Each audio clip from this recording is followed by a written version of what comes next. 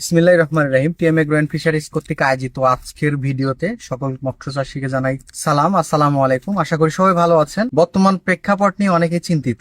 যারা মৎস্য চাষ করে থাকেন, মৎস্য চাষের সাথে জড়িত আছেন, তারা অনেকে এই সময়টা নিয়ে চিন্তিত যে কোন ফিডটা খাওয়াবেন।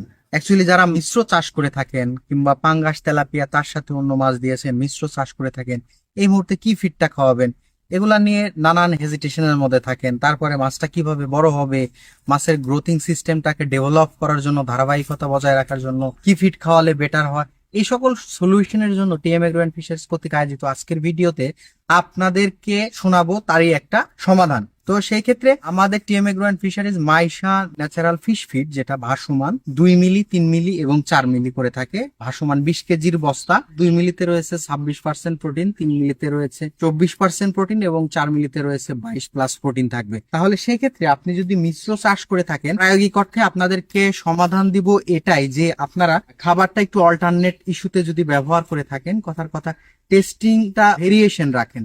দেখা যাচ্ছে সকালে হচ্ছে ডুবন্ত খাবার খাওয়ালেন, বিকেলে হচ্ছে ভাসমান খাবার খাওয়ালেন, তাহলে মাছের গ্রোথিং সিস্টেমটা ডেভেলপ থাকতো। এটা বলার কারণ কি, আপনি একঘেয়েমি ভাবে যদি একই খাবার বারংবার খেতে থাকেন তাহলে কিন্তু আপনার একটা অভক্তি চলে আসবে। তো মাছের টেস্টিং এর ক্ষেত্রেও ওর জিহ্বাকে এরকম একটা স্বাদ দিতে হবে যে আমি সকালে একটা খাবার খেয়েছি, বিকালে আর একটা খাবার খেতে চাই।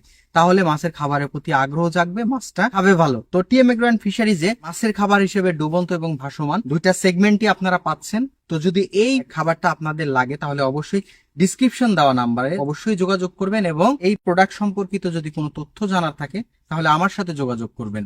এবং এই প্রোডাক্টটা পুরো বাংলাদেশে আমরা কুরিয়ার সার্ভিসের মাধ্যমে পাঠিয়ে থাকি। আপনারা বাংলাদেশের আনাচে কোনাচে যেখান থেকে আপনারা হচ্ছে প্রোডাক্টটা অর্ডার করতে পারবেন। ধন্যবাদ। সামনে আবার নতুন কোনো ভিডিও নিয়ে আপনাদের সামনে উপস্থিত হব।